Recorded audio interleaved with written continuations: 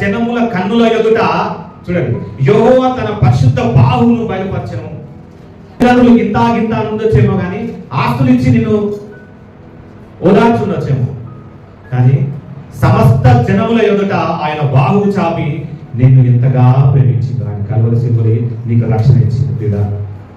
ఆయన రక్షణకర్త అయినటువంటి దేవుడు. నువ్వు సొంత రక్షకునిగా నువ్వు అంగీకరించుకుని ఉండగా ఆయన అందే నీ మనసు, నీతి కలిగినటువంటి నీ హృదయాన్ని, మోడుబారిన నీ హృదయాన్ని బలపరచుటకు ఆయన బాహువును చాపినాడు. హల్లెలూయా. ఆయన కొరకే ఈ లోకంలో జీవించాలి. సరళమైనటువంటి మార్గంలో నువ్వు నడవాలని, నువ్వు నీతి గల వాడిగా నువ్వు నడవాలని ఆయన సమస్త చెరువుల మీదట ఆయన బాహువును చాపి నేను పిలుస్తున్నాడు. నువ్వు ఈ వాక్యం విలుచుటగా నీ హృదయంలో ఫలభరితంగా ఉండే కృప దేవుడు అందరికీ దయచేయాలి.